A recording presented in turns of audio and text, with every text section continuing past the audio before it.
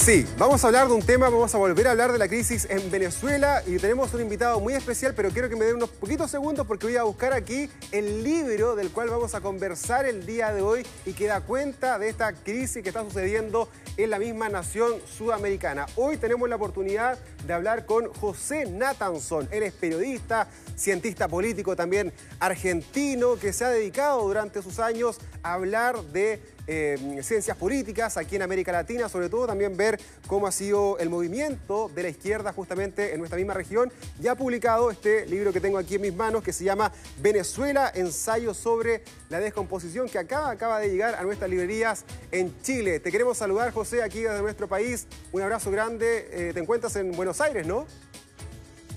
¿Qué tal? Buenas tardes. Sí, estoy en Buenos Aires. ¿Cómo andan? Un abrazo grande, José. Bueno, este libro, como decía, recién acaba de salir del horno, está publicado ya en las librerías en Chile, Venezuela, ensayo sobre la descomposición. Y si bien hace muy poquito que lo escribiste, hace muy poquito que se ha publicado, en estos últimos días ha avanzado, para mí, inconmensurablemente, ¿no? La crisis en Venezuela. Desde el 28 de julio estamos viendo un país totalmente distinto, con actores que han ido también modificando su conducta. ¿Cómo analizas tú el presente que está viviendo esta nación sudamericana? A ver, yo lo que diría es que lo que pasó el 28 de julio es algo que todavía no había sucedido en Venezuela. En Venezuela habían pasado muchas cosas desde el punto de vista político-institucional, había candidatos proscriptos, había detenciones políticas, había habido represión, habían pasado un montón de cosas. Incluso el gobierno en el 2015, cuando la oposición obtuvo 2/3 de los votos en la Asamblea Nacional, 2/3 de las bancas en la Asamblea Nacional, le arrebató de facto el resultado de esas elecciones, pero hasta el 28 de julio nunca había ocurrido que el gobierno se hubiera robado unas elecciones nacionales. Es decir, nunca había pasado que los venezolanos pusieran algo adentro de la urna y de esa urna hubiera salido otra cosa. Insisto con esto, el chavismo y sobre todo el madurismo había cometido un montón de barrabasadas, como decimos en Argentina, no sé si se usa en Chile la palabra, barrabasadas institucionales, todas las que se le puedan ocurrir. Ahora, un fraude masivo era algo que no había ocurrido. Eso cambió el 28 de julio. El 28 de julio toda la evidencia es que el resultado que se anunció oficialmente no hay manera de demostrarlo. Y si no hay manera de demostrarlo es porque seguramente es un resultado diferente al que se anunció públicamente. Entonces, Venezuela entró a partir del 28 de julio desde el punto de vista político, institucional y de su democracia o de su no democracia en una nueva etapa. José, bueno, para escribir este libro, tú tuviste la oportunidad de viajar a Venezuela, estuviste ahí en barrios claves, ¿no? Como el caso de Petare, que ha cambiado, ha tenido una evolución dramática en torno a la inseguridad, también la composición política dentro de esta misma localidad. Pero hay un concepto que fue clave cuando estaba leyendo tu libro, que tú hablas que en Venezuela no hay una democracia ni tampoco una dictadura, sino que hay un autoritarismo caótico. Si nos puedes explicar un poquito lo que calificaste como autorismo caótico y si hoy día, después de lo que hemos conocido después del 28 de julio, sigues manteniendo esa misma calificación. A ver, yo no tengo problema en decir que en Venezuela hay una dictadura, aunque no me gusta la palabra, o creo que no es exactamente correcta la palabra, porque remite a algo más propio del siglo XX. Claro. Cuando uno dice dictadura, por lo menos a mí en mi memoria se me viene, qué sé yo, el pinochetazo, claro. O sea, los aviones bombardeando la moneda, se me viene a la cabeza el golpe del 24 de marzo en Argentina, se me viene el golpe de Brasil, se me viene otra cosa a la cabeza. Entonces, en Venezuela lo que ocurrió es un movimiento popular que llegó al poder mediante elecciones libres y competitivas y que se mantuvo durante una década y media en el poder, ganando elecciones, con muchos problemas, pero ganando elecciones. Chávez ganaba las elecciones y cuando perdía, Chávez reconocía que perdía las elecciones. Ese régimen fue mutando y se fue transformando en algo que no es una democracia. Yo digo que en Venezuela dejó de ser una democracia en 2015, cuando Maduro le robó a la oposición el control de la Asamblea Nacional, después convocó una constituyente, después proscribió, bueno, hizo una serie de cosas. Ahí Venezuela dejó de ser una democracia, pero tampoco es una dictadura plena. ¿Cómo decirlo? En Venezuela hay 3 gobernadores opositores, hay 100 alcaldes opositores, hay organizaciones no gubernamentales que operan en Venezuela. Es decir, no es Nicaragua Venezuela, no es la Unión Soviética de Stalin. Y al mismo tiempo es muy caótica. Es un país muy caótico, un Estado autoritario pero caótico que no logra controlar, por ejemplo, la totalidad del territorio. Ahora, ¿podría Nicolás Maduro seguir afianzando y amasando mayor cantidad de poder en Venezuela? Porque no sé si tú lo escuchaste la semana pasada, donde él dijo que en los próximos años, el 25 vienen unas mega elecciones donde se van a elegir gobernadores, diputados, parlamentarios y donde solamente van a poder participar aquellos que lo han reconocido como el presidente de Venezuela. Es decir, está dejando ya inmediatamente de plano a toda la oposición. Probablemente él quiere conquistar en estos momentos todo. Si ya tiene la Fiscalía General de Venezuela, el Consejo Nacional Electoral, la Asamblea Nacional, la Constituyente que ya no opera, pero aún así sigue ahí siendo importante, el tema de la Fuerza Armada, el poder político central y ahora todas las gobernaciones locales. ¿Podría seguir conquistando aún más sin ningún tipo de presión nacional e internacional? A ver, yo creo que va en ese camino. No sé si lo va a lograr. Depende un poco de lo que haga el gobierno, de lo que hagan los actores externos y también de lo que haga la oposición. La oposición se presentó a las últimas elecciones regionales de gobernadores, que fueron, si no me equivoco, en el 21, y ganó tres gobernaciones y un montón de alcaldías. Depende de lo que haga la oposición. Depende también de si el gobierno permite que la oposición se presente a esas elecciones. Yo creo que Venezuela efectivamente está entrando en una nueva etapa de su autoritarismo. Y yo no veo que los tres factores que podrían desencadenar un cambio de régimen se estén verificando en la práctica. Repaso rápido los tres factores y si querés después podemos hablar de cada uno de ellos. El primero es un quiebre de la Fuerza Armada Nacional Bolivariana. Eso no está pasando. Y no está pasando porque los militares en Venezuela no son un aliado o un socio del gobierno, sino son parte del mismo dispositivo político chavista. Están integrados verticalmente en el gobierno. Te doy un ejemplo muy claro. Desde los generales que manejan las empresas públicas, todas las áreas estratégicas de gestión las manejan militares, fronteras, puertos, petróleo, seguridad, empresas públicas, pero también si vos vas a cargar gasolina en una estación de servicio en Venezuela y querés saltearte la cola para evitar hacer una cola que a veces dura 3 o 4 horas porque la gasolina está racionada, le tenés que pagar una coima, se dice en Argentina, un soborno a un militar de grado bajo. Entonces no se van a romper los militares, no se están rompiendo. Tampoco veo una movilización popular irrefrenable y tampoco veo que las presiones externas estén dando resultado.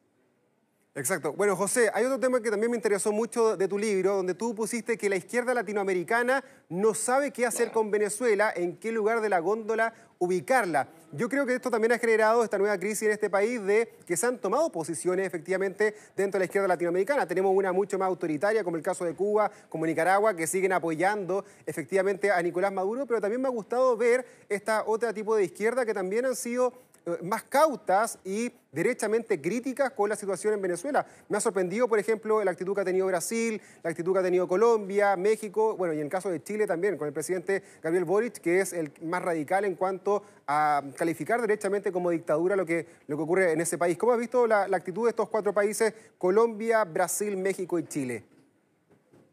A ver, yo diría, en el caso de Chile, comparto, el presidente Boric fue el más claro en relación a la violación a los derechos humanos en Venezuela antes del fraude del 28 de julio y también el que salió más claramente. También hay que decir, esto no desmerece la posición del presidente de Chile, pero también hay que decir que Boric tiene menos que perder con Venezuela que Brasil y que Colombia, que son países limítrofes de Venezuela. Hay muchos más migrantes venezolanos en Colombia y en Brasil, tienen problemas de frontera. Colombia necesita a Venezuela, por ejemplo, para cerrar su proceso de paz con el ELN. Lula lo necesita para controlar la frontera entre Brasil y Venezuela. Yo creo que la posición de Colombia y de Brasil es una posición que es todo lo constructiva que pudieron. Están tratando de hacer todo lo posible, incluso en una alianza muy positiva desde mi punto de vista también con Estados Unidos, para reencauzar democráticamente el proceso electoral en Venezuela. Lo que pasa es que no pudieron porque Maduro no quiere.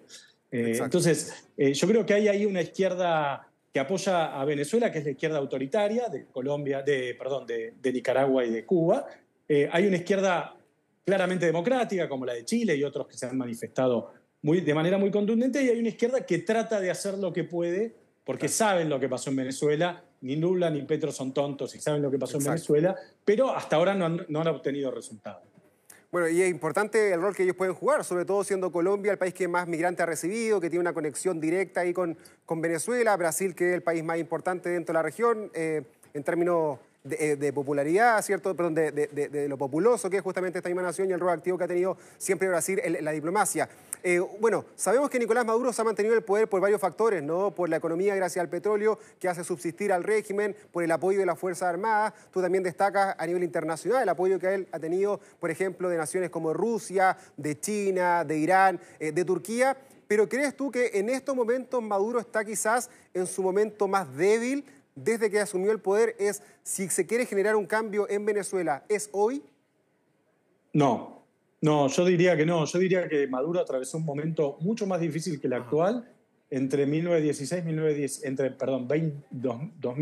2017 y 2020, 2021. Ahí Maduro estaba internacionalmente aislado por el Grupo de Lima, que se había creado básicamente para lograr que saliera del poder, sí, por las sanciones de Estados Unidos, que estaban mucho más endurecidas que ahora. Recordemos que Venezuela pasó de 400.000 barriles de petróleo, que fue su mínimo histórico, a casi 800.000 ahora, básicamente por una licencia especial que le dio Estados Unidos a Chevron para que vuelva a operar en Venezuela. Y eso permitió recuperar la economía. Y al mismo tiempo la economía venezolana viene creciendo hace 2-3 años.